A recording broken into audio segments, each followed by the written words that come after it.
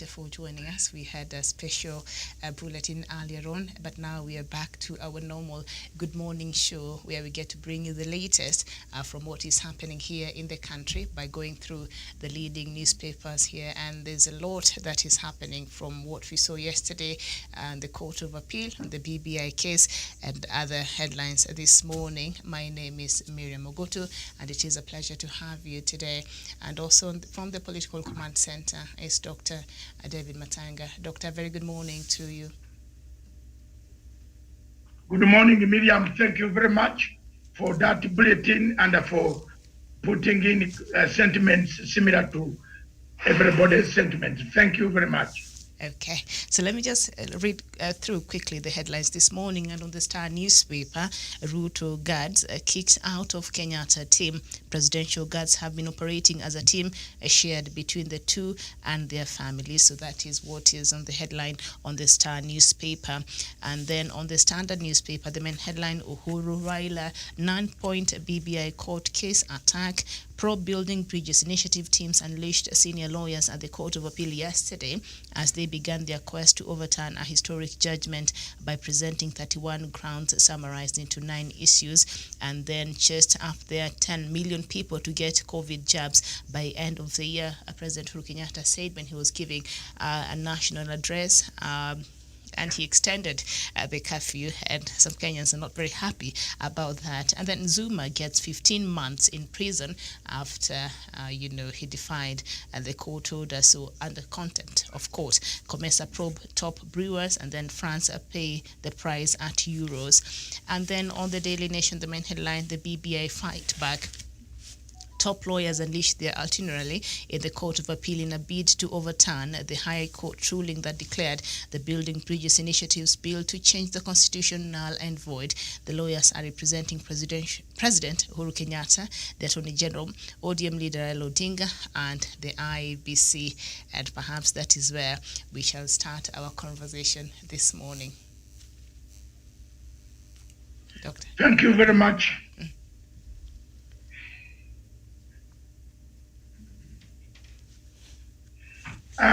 Miriam, are we on? Yes, I'm waiting. Okay. Yes. Let me start with the headline of the Star. Ruto guards kicked out of Kenyatta team. Yes, it is long overdue.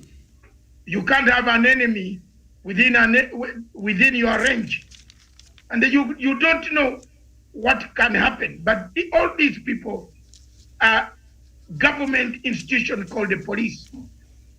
Let's not divide. Also, take it precaution.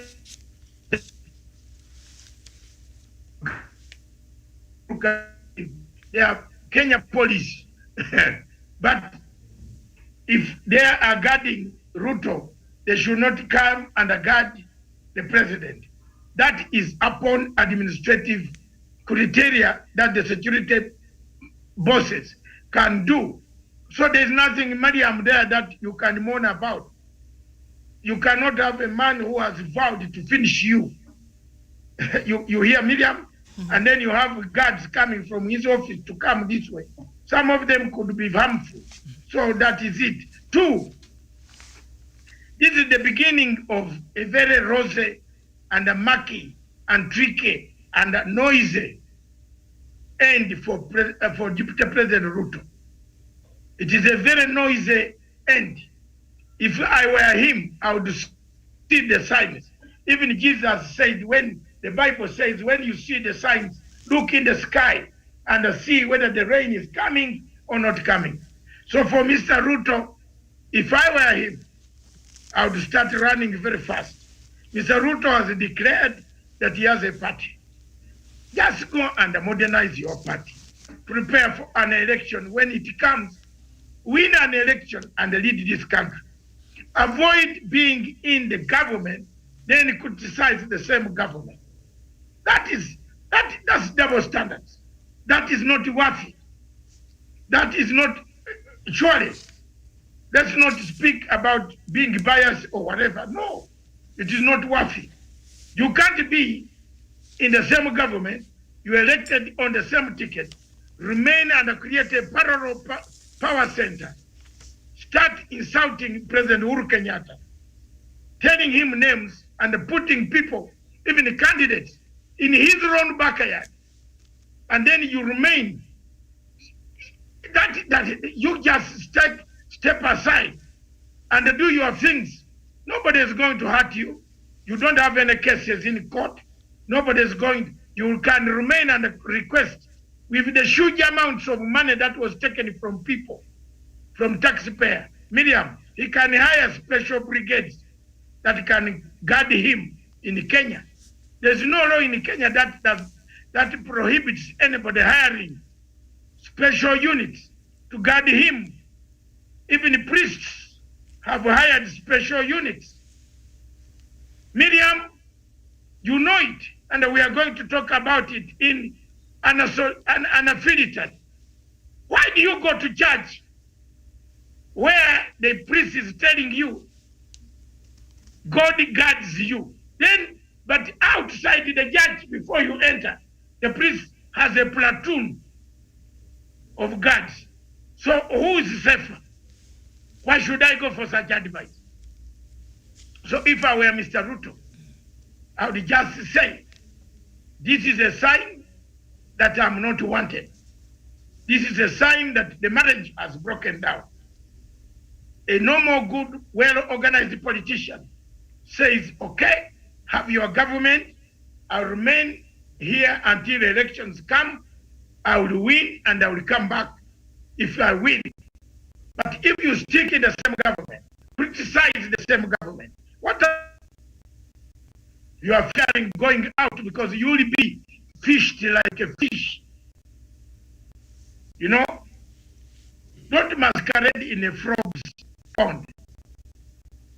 Frogs that masquerade in a fish pond always become very noisy. I submit. All right, so thank you. And just perhaps a bit of a background story on what Doctor is talking about. The stories on page 6 of the Star newspaper. The elite security detail guarding President Uhuru Kenyatta and his deputy William Ruto and their families have been separated from their central command in an escalation of differences between the country's top two leaders. Presidential guards attached to family now report directly to State House. Those attached to Ruto report to his official residence in Karen. The guards have since administration assumed office in 2013 been operating as a unit and could be deployed interchangeably to the two leaders and their families. The changes in security arrangements have also affected guards of retired President Mwai Kibaki and his family members. And multiple sources within the presidency told the Star that the move was informed by the soaring relationship between Uhuru and Ruto. Others said the changes are part of measures to tame the spread of COVID-19 between the two high-profile offices. Ruto has recently been addressing big rallies across the country, and the guards have the task of controlling the crowd, putting them at a higher risk of infection. So there's the issue of mistrust and then the issue of COVID-19. So those are the possible explanations of why that is happening. All right, very well. So the BBI team puts up spirited fight to quash a ruling that voided it. Doctor, I don't know if you were able to get a chance yesterday to watch part of the proceedings there from the Court of Appeal. And yes. Yes. I want to state that, Miriam, I did not study law. I am not a student of LLB, but I'm a student of basic law. International law, yes. But there is a doctrine of international law that works together with doctrine of LLB. My daughter, who has just passed with high grades A, all of them in LLB. Miriam, you learn from the old, the young. I asked her, she has been following this Kenyan scenario, how a political process can be stopped by a legal process, a political compromise can never. I argued with this girl for almost an hour. And I want also to conclude here today that there is no lawyer on earth, no legal process on earth that can stop a political compromise. You can't be the maker of laws, then be the interpreter of law. How can you interpret the law when you have made it? The judges at the lower court interpreted, amended the law, interpreted it, want it that way. Therefore, this case, the people are sovereign. You cannot challenge the people. The entire politics and the political science from Socrates, Aristotle, Plato, the people are sovereign, not the law. The people are sovereign. The doctrine of the people, the basic structure is the people. The only person who can change the basic structure is the people. So Miriam, it comes. One judge yesterday was asking that whom was President Kenyatta referring to? Did this guy go to school? Surely, if a president can form an opinion and that opinion can be picked, he's the people, he's a person, he's a human being. Therefore, Miriam, a human being is the people. Parliament is not the people. Parliament is a building, but there are people inside who make decisions, who have been given mandate. They have been mandated.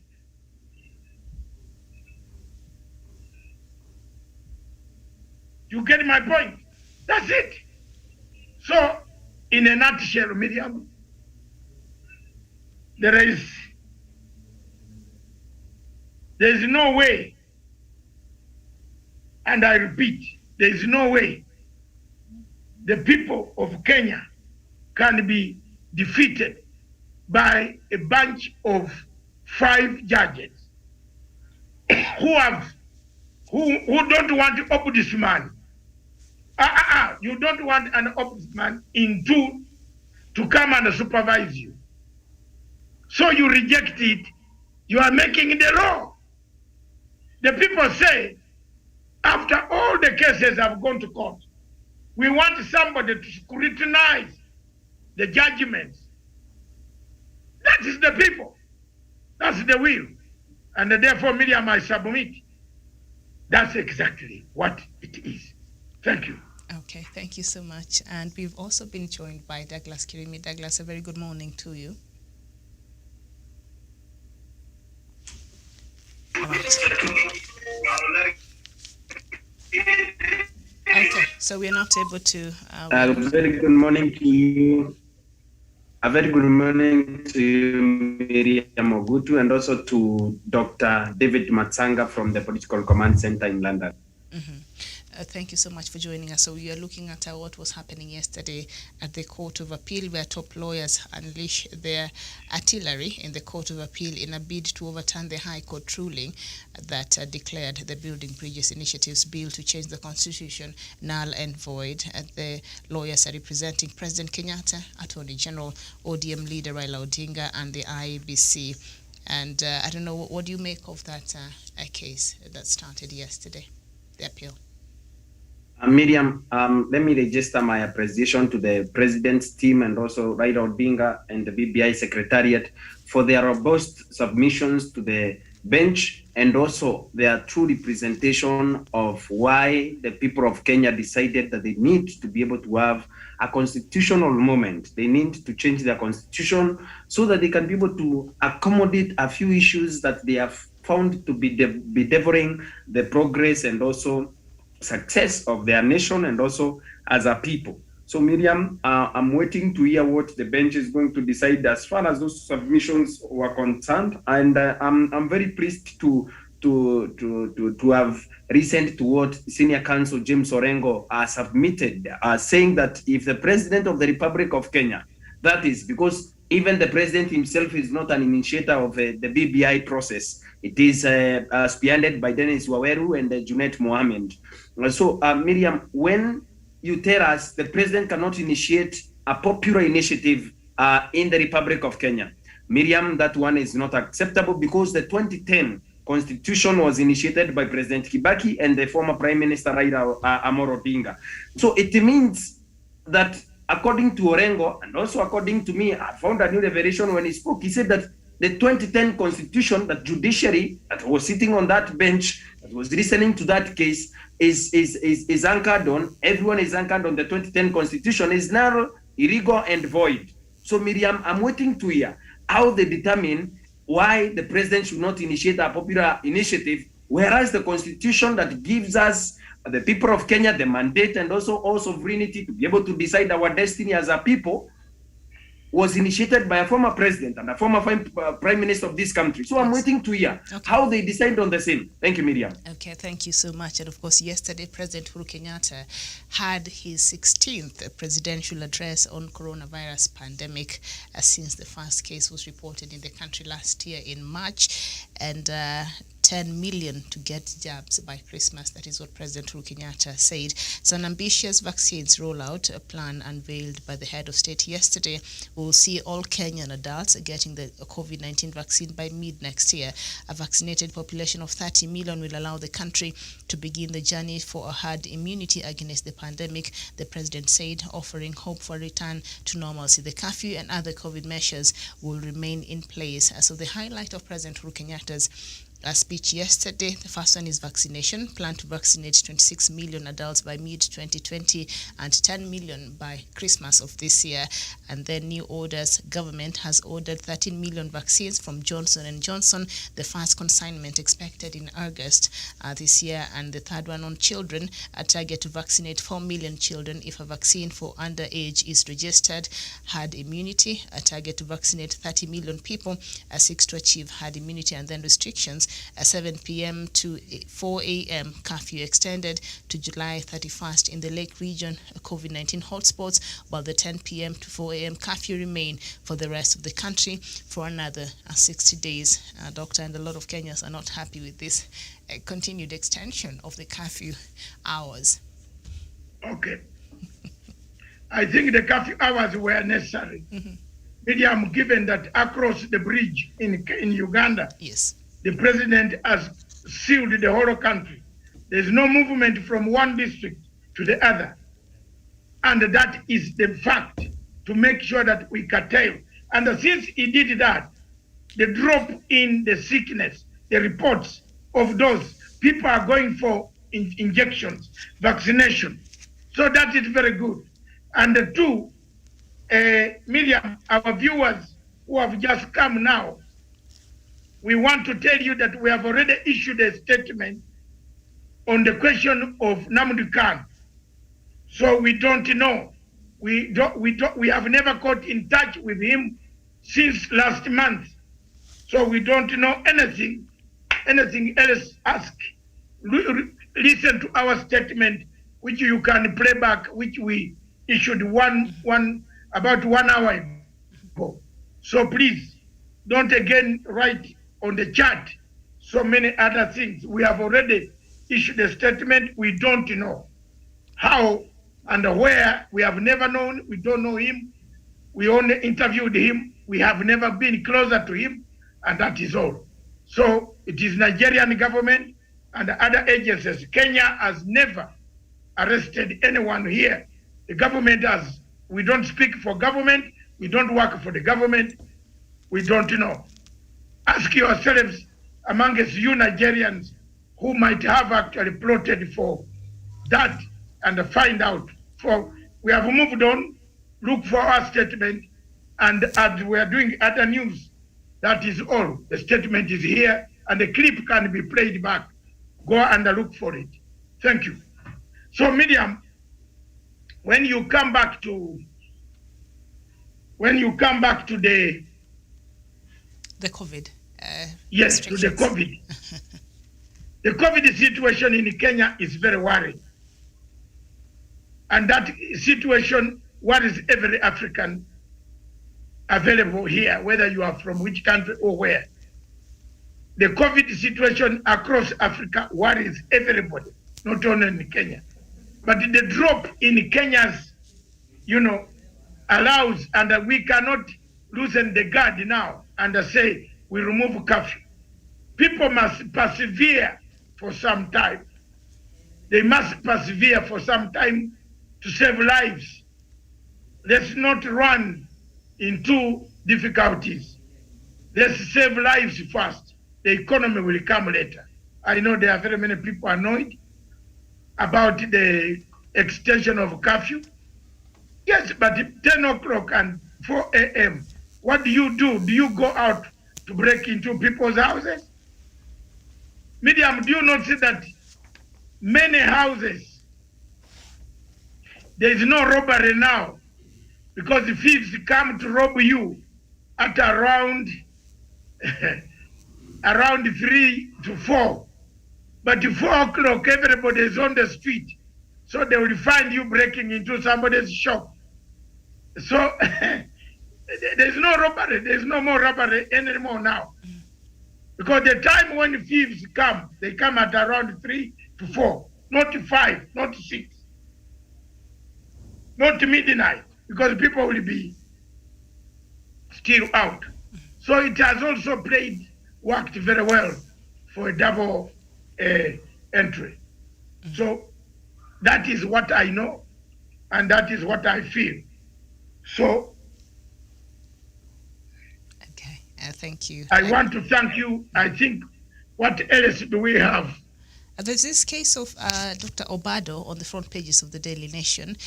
In a Yes. letter to the Director of Public Prosecutions, Migori Governor Okoth Obado says that because of COVID-19 related restrictions, he cannot travel to Nairobi for trial in a case in which he is charged with abetting the murder of a pregnant university student who was his girlfriend. The trial is scheduled to start on Monday next week. Prosecutors have lined up 37 witnesses to testify against the governor and his co-accused Michael Juma Oyamo, his personal assistant, and Caspar Obiero, a clerk in the county government. So he's saying he cannot travel.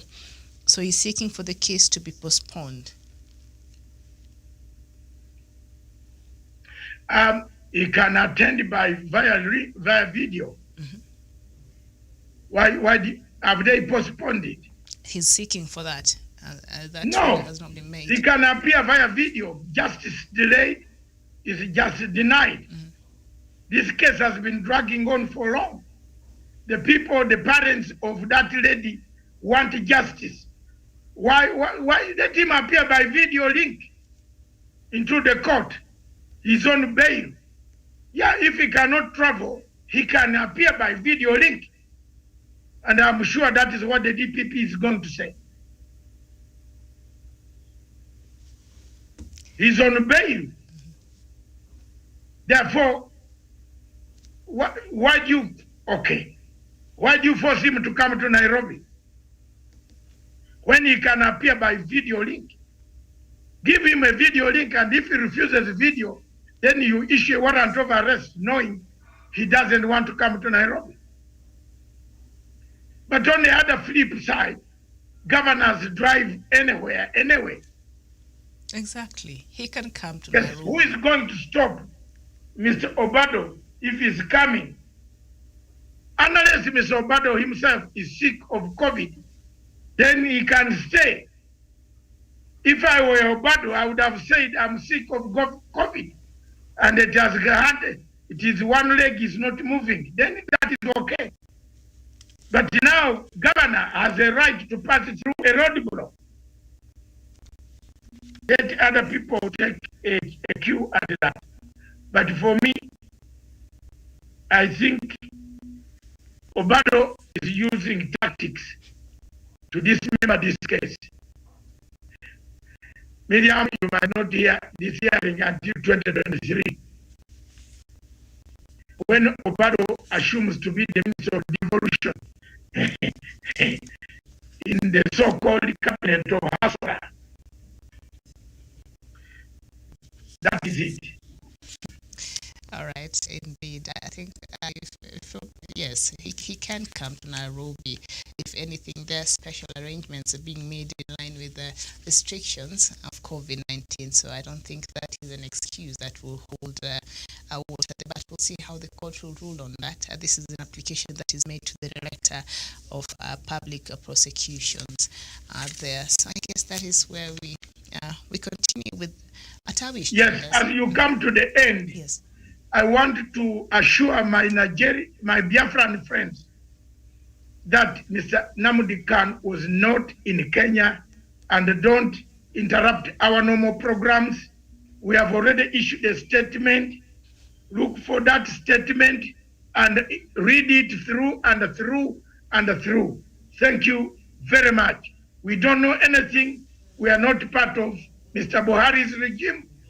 We are part of you. So we don't know what has happened. He's alive, and he will tell us where he was arrested. Goodbye. All right. Goodbye.